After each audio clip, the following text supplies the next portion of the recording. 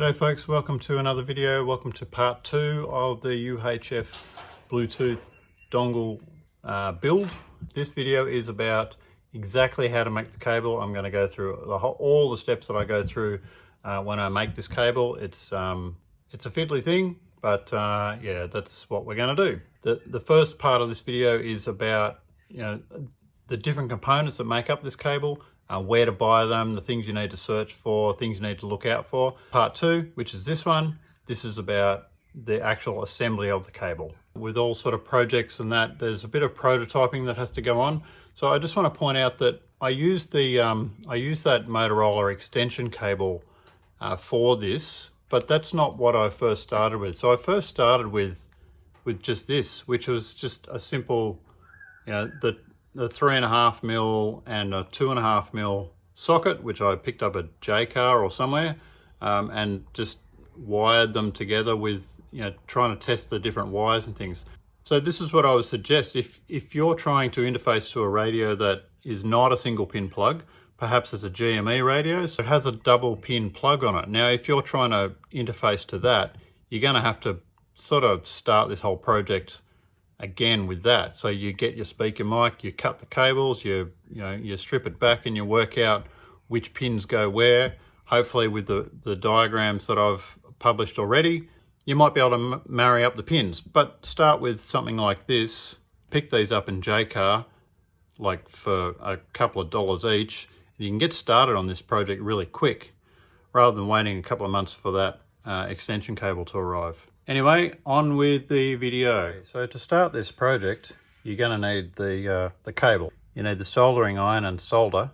You need some wire strippers and wire cutters. You need something to hold these little wires. You need a multimeter so you can test the connectors of the wires.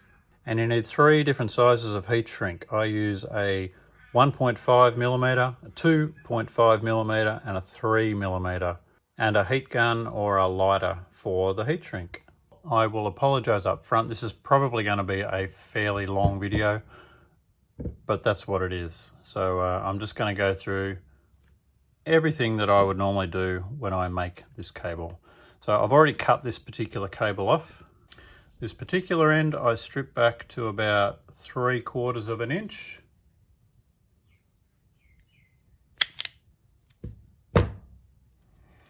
And then that allows me to put the small heat shrink on this end of the cable and it not get in the way when I do the soldering. On the other cable, cut this plug off. This side I strip back about 1/2 inch. Now the whole cable from end to end is about 25 centimeters.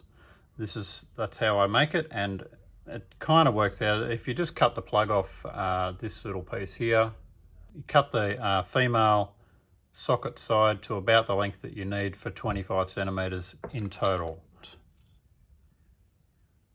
25 centimeters. That allows it to wrap around the rhino cradle. The wires coming out of these 2 cables are tiny, tiny, tiny. It's copper wiring intertwined with some sort of polyester or something. You can't strip them because there's nothing to strip. You can't burn them back because if you burn them, the solder doesn't stick. So what I've found is the best way to deal with these little wires before you do anything is to tin the ends exactly as they are now. High heat, as high as it'll go. Get the end nice and hot.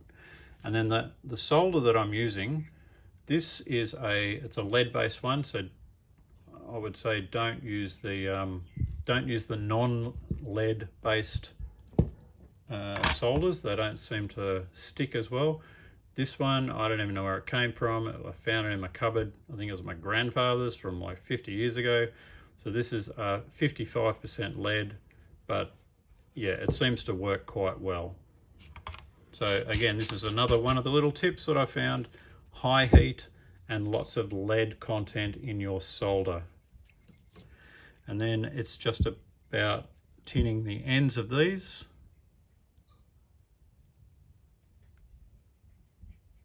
Hang on. What I also do, so I'm not breathing in this crap all the time, run a little fan here. Turn him on. All right, so we'll zoom back in. Tin these ends. I just sit this soldering iron on the end until it sort of melts all the polyester or whatever it is in the cables, and then just sit the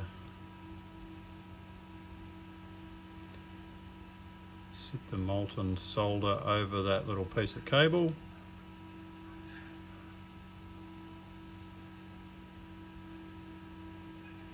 Until they come up nice and shiny like so. We're just going to do that middle one. And look, I'm sure that there's going to be people out there who are more experienced than me cringing as I do this, but you know what? This works.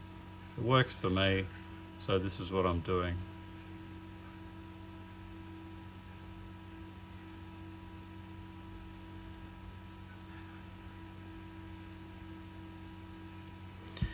Okay, so that's all 3 wires now tinned, and you can see them there.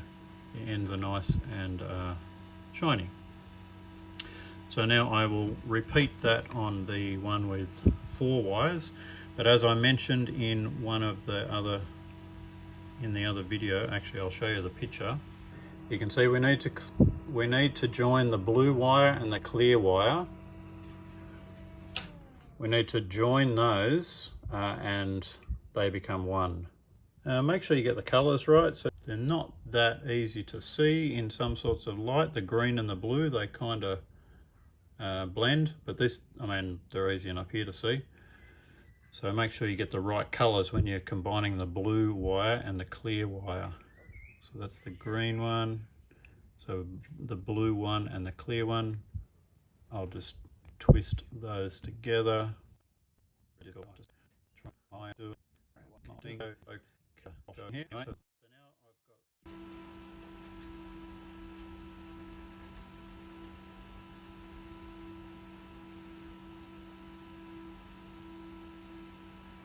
It's all about tinning these ends here to get them ready to join.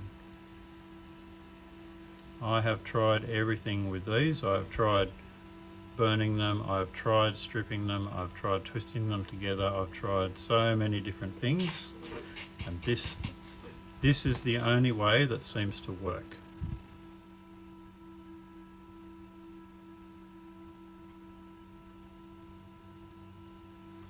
Okie dokie, so we are done there. As you can see, they are all tinned together nicely. Clean that one up a bit. Just trim these up a bit so that they're all kind of the same length.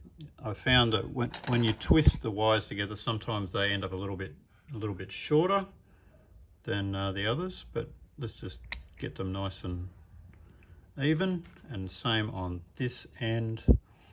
They don't need to be very long. So I have the 3 there, and I have 3 over here.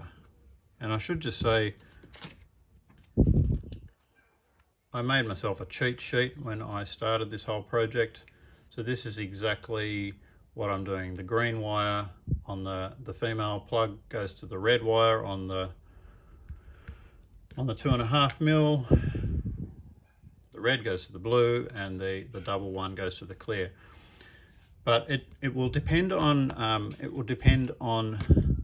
the plug that you end up getting. Now, I've linked in the other video to where I get these particular plugs, but you might just, you might have a 2.5 mil plug lying around somewhere on a lead. Just cut it off and use it, no dramas. But you just need to make sure that you know which wire goes to which part of the plug. And that's where the multimeter comes in. So just to test that what I think I'm doing, just to show you, matches with reality, I set my multimeter simply to the resistance setting, and and if I touch them together it goes to 0. The clear wire to the sleeve part goes to 0, so that's a match. Blue wire to the ring, you can see that goes to 0, so that's a match. The red wire should be the tip, and there you go, 0. So this plug matches these colors. So just know these colors won't change if you're using these extension cables, but these ones will, depending on which plug that you are using. Soldering them together. Before we do that, we have to cut the heat shrink. So again, this is just tips and tricks, and what I've found is I roughly line up these so I know the length of the heat shrink that I need. So the first part, I'm going to need 3 tiny little pieces of the 1.5 mil heat shrink, and these will be to go over the individual joins. And they're only little, they're like, I don't know, maybe 4-5 mil each. 2.5 mil piece. This piece I do to be exactly the length of the exposed wires. I found this to work the best. So there. And then the 3 mil piece I do to go to cover the whole entire join. So from maybe 5 or 6 or 7 mil past on either end. That's how far I make this one. That's your heat shrink. Make sure you put it on the cables, because if you join all this up and you haven't got your heat shrink on, undo the join to put the heat shrink back on. So I put just for the sake of consistency, I put the larger one on the larger end. I put the 2.5 over the smaller plug, and then the individual 1.5 mil pieces I'll put on each wire as I do it. So I push the heat shrink down one end there. So we're doing the red wire. The red wire on the female plug is the ring. It's got to match to the blue wire on the other one. So we find the blue wire. And look, this is probably all really tedious, but this is what this project is. This is not a fast project. It is fiddly, fiddly, fiddly. And then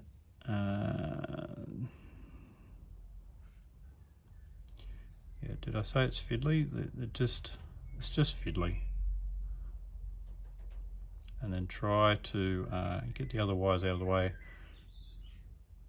And because they're tinned, all you in theory need to do is just sort of touch the soldering iron on there. They should just connect together, but I've had varying degrees of success on that.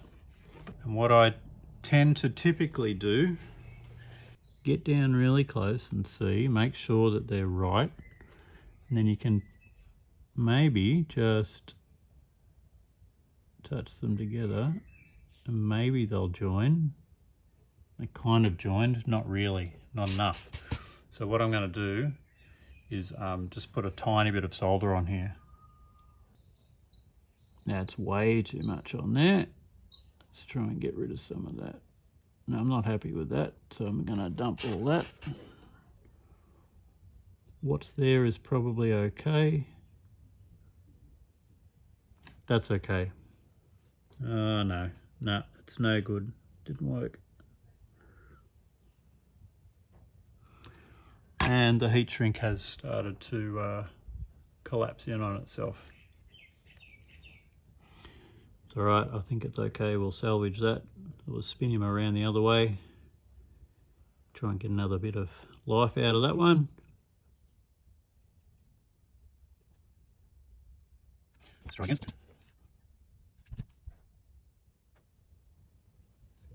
I think that nailed it just there. I think that's fine.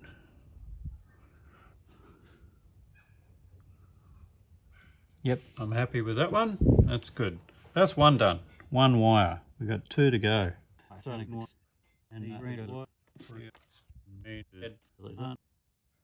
I apologise again if this is really painful to watch, but you need to know what you're in for here. if you do this project. It is just super fiddly. I think this piece of heat shrink is going to be too big. I think it's going to cause me issues. Maybe there's an easier way to do this, but I don't know what it is. Anyway, that's why I'm telling you guys all about it, so you can do it yourself.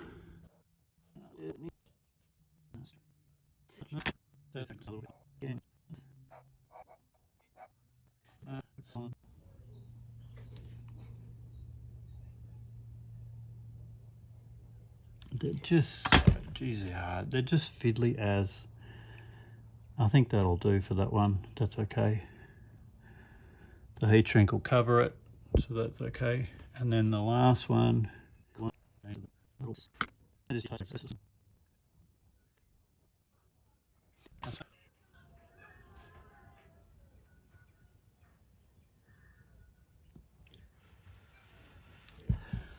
think I got that one in one. That heat shrink's going to be a little bit short, but I think the others will be covered, so it should be okay. A pro tip is test this out now and make sure that it works.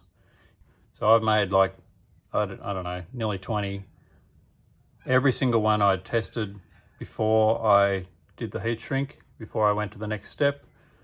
And the last one that I did, I thought, nah, screw it, it's all good. Gonna just put it all together. Put it all together, heat shrinked everything up, tested it, didn't work. All right, so the way I test this is actually tested on the radio, like properly. So I have the Rhino that I'm building this cable for. I have a second UHF so I can test. I have my the center intercom and the dongle that I'll be using. Now this is already paired to this. So now if I plug in the dongle to this end, I plug in the plug to the Rhino, press this one, and I can hear this one working inside the helmet. So if I hold this helmet up to this phone and talk into the UHF, hello, testing, can you hear me? Hello. And then I'll just go over to the bike where the button is so I can press the push to talk, and this radio should talk to you. Hello, testing. Can you hear me? Test.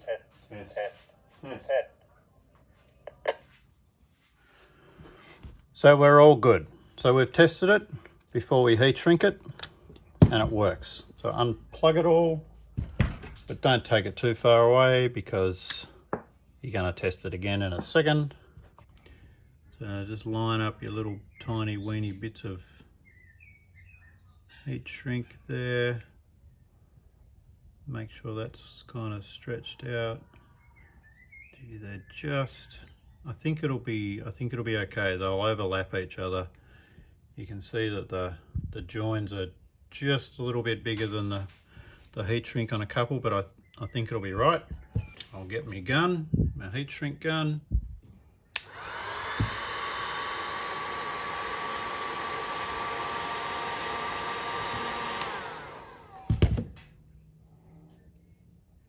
That's those. I just roll them together to make them all squished together and nice and tight. That's done. Then get the 2.5mm piece. Slide that over the whole lot. Heat shrink that one.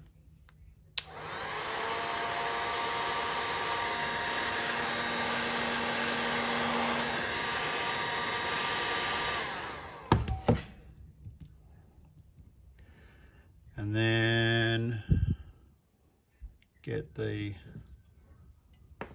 3.5mm piece.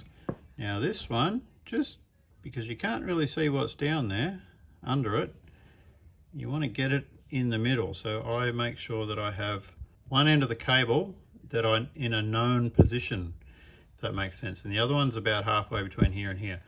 So if I slide this over, so then I know I mean, this is maybe a little bit obvious for some people, but I've stuffed up so many of these things. So that should be about in the right spot there. We heat shrink that one.